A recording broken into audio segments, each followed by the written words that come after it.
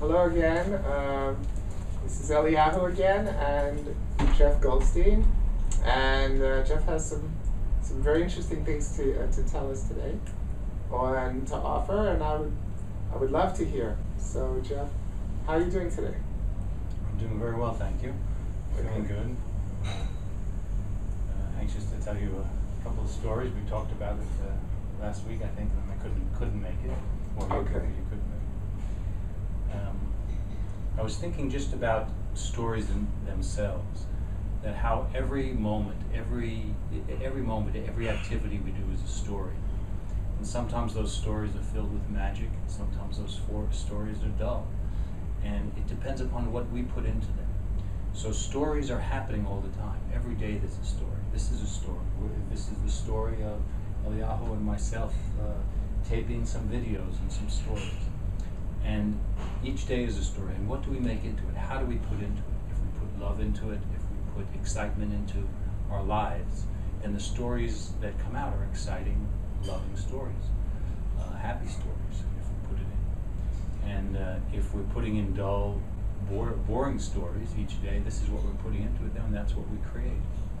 So the choice is ours. So anyway, I just thought I'd say that about stories. I love the expression, you are the painter. I could be going through some kind of something that I'd rather not have to do, but I have to do because of my physical situation. Or something I might prefer to do alone that I can't quite do alone because of this situation. Now, there's nothing to be done there. But if I remember that I am the painter or the storyteller, I could paint a story that isn't this terrible, woe is me, how I hate God, and well, I've told those stories a long time actually, all of them. But now since I could paint the reality, which needs to take place any way I want, then I could paint it with shades of gratitude, colors of gratitude. Well, let's see how deep I could meditate while this is going on. Let's see if I could connect with the archangels, or if I can dive into my heart chakra, or let's see, I could even make a game of it somehow. And so sometimes I succeed, sometimes more, and sometimes less. But I am the painter, or I could be, I could get into gratitude about how lucky I am that I have such great people in my life helping me, so that I could live a basically beautiful life. So we are the painters, and sometimes we got to do stuff we don't like, but still we have that power. Okay. Well, it's good. I appreciate what you just said. I think that we do paint our picture every day, and I've known you for many years now, and I've watched how you've painted the picture of your life, how you've created your life, and so you've had that attitude, and steadily one day after another, you've brought change into your life, including having a wife and a child and a beautiful house, and father, taking care of your father here, and having meetings and gatherings, all sorts of mystical meetings and gatherings and Native American things, and countless numbers of people coming over. So you've created a beautiful reality for yourself. So I would congratulate you on that. Step by step. And like it says in The Secret, that famous movie, and also book, and all the channeling of Esther Hicks, of her channeling Abraham, it's all about the law of attraction. This is a vibrational universe. And as you choose to vibrate, so you attract. If I am grateful and I'm vibrating gratitude and focusing on beauty, then by law of attraction, I will attract more of that. If I focus on poor me, which I've done, believe me, plenty, then I will attract more reasons to feel poor me. So that's how I see it. Law of attraction. Okay. Well, maybe I could start with a story that I've shared with you before. It's called overcoming sickness. One day I was very sick. I had been 3 days in bed with the flu or a virus. I could barely move. I had no energy whatsoever. And I remember just lying there, being barely able to get to the bathroom. And all of a sudden my spirit said to me, "Jeff, get up and run." And I said to my spirit, I can barely walk to the bathroom. How can I get up and run? And my spirit said again to me, "Get up and run." So I put my clothes on, I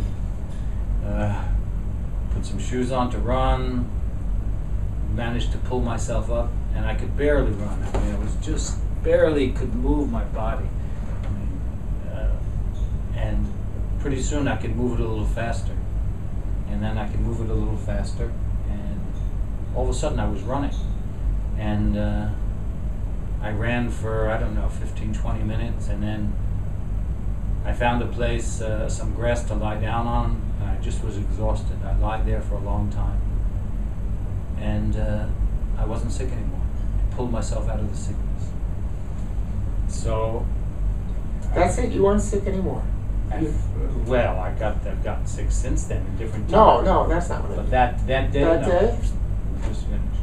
Maybe I went to sleep and woke up and I was finished. I mean, I don't remember the details, but that was it. Like, I wasn't in bed anymore. I wasn't. You know, that's an amazing story. And that story has been very critical in my life, actually. Because, about a year and a half ago, I burned myself in the bathtub. And half of my butt, one cheek, was quite seriously burnt. And it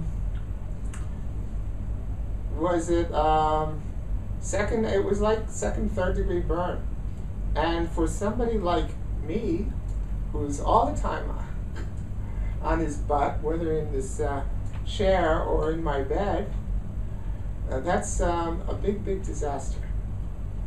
And I thought, at first I thought, well, I'll have to go to the hospital. They have these machines for people who can't lie in bed,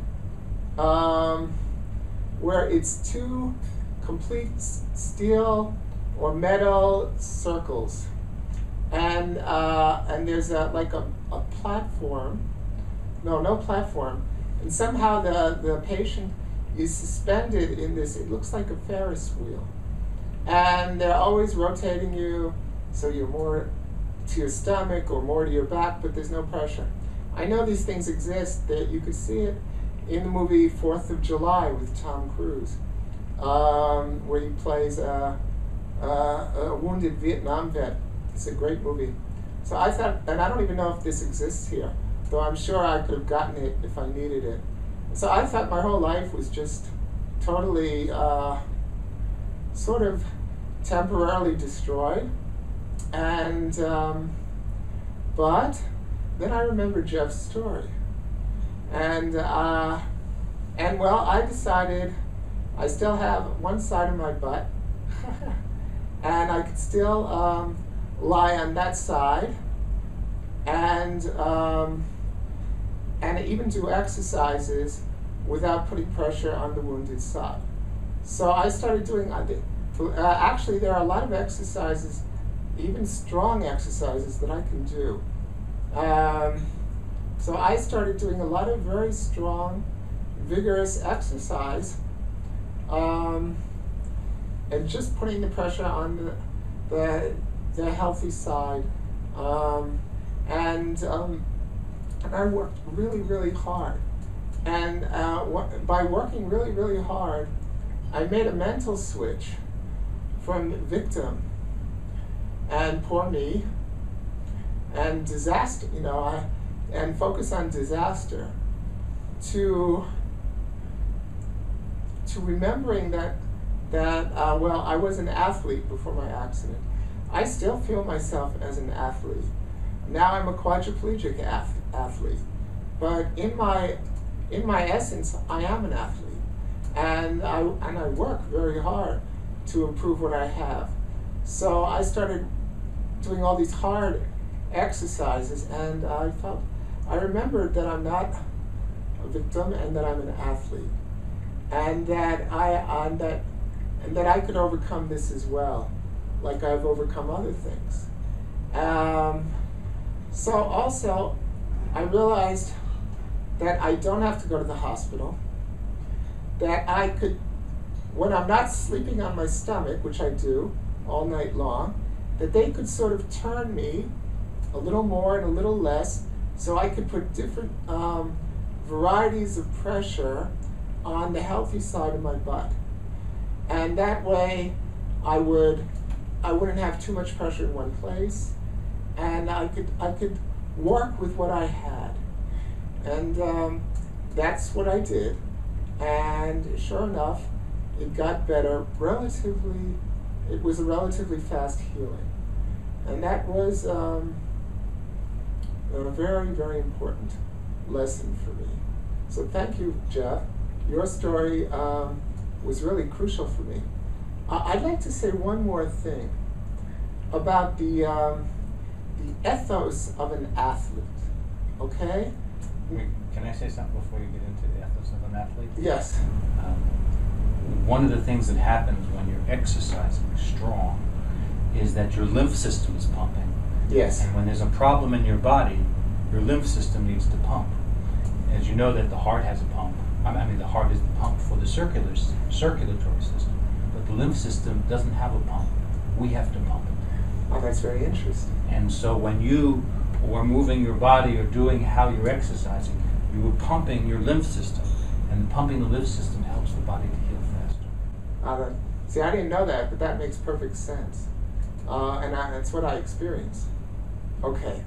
And I would like to say something about the ethos of an athlete, which is so important for everyone, even if, no matter what, even if you were actually a good athlete in school or whatever, which I was not. I was on a few teams, but I wasn't very good. But still, I have a very dear friend who you know, Victoria, okay? A beautiful Persian Jewish lady, and my spiritual mother. And what she told me something very interesting.